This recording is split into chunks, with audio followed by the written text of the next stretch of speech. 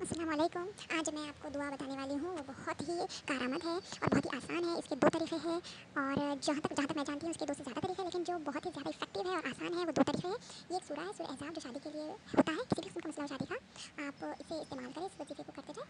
इसमें करना कुछ नहीं है, सिर्फ़ एक काम है, आपको एक साफ-सुथरे पेज पे पेन या पेंसिल से सूरह अहज़ाब लिख लेना है, बिना एराब के भी लिख सकते हैं आप, आराम से आपका लिखा जाएगा ये।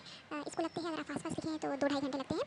और इस बात का ध्यान रखें कि आपने साफ-सुथरे पेज पर लिखना है और इसे किसी भी डब्बी में बंद करके रखना है। अगर मिट्टी का हो कोई छोटा-सा बॉक्स तो चलेगा, या फिर मिट्टी की हंडी ना मिले तो आप किसी भी चीज़ में, किसी भी छोटे से स्मॉल बॉक्स में, या आपके पास ज्वेलरी बॉक्स होता है या रिंग का बॉक्स होता है, उसमें रख दें और उसको बंद करके किसी हिफाज़त के मुकाम पे आपके घर में रख दें। अब उसको हाथ नहीं लगाना है, कुछ नहीं करना है, बस रोज़ाना दुआ करें आपके मकसद से। आप चाहे जहाँ पर शादी हो वहाँ पर हो जाएँगी इंशाल्लाह, अल्लाह सबब बना देगा, क्योंकि ये इफ़ेक्टिव है और एक्सपीरियंस है इसका।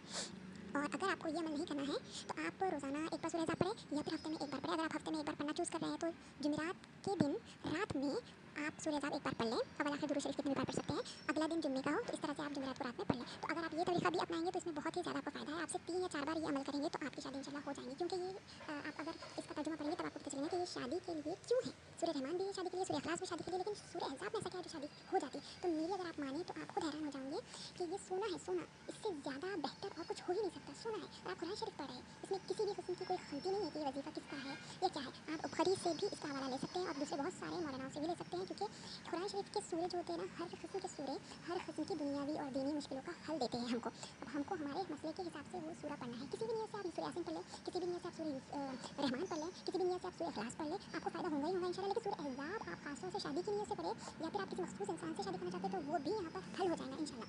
और आप मेरी माने और ये अमल करें। आपने बहुत सारे अमल किए लेकिन कुछ नहीं हुआ, लेकिन अब एक बार आप ये कर लें और फिर मुझे दुआएं दें।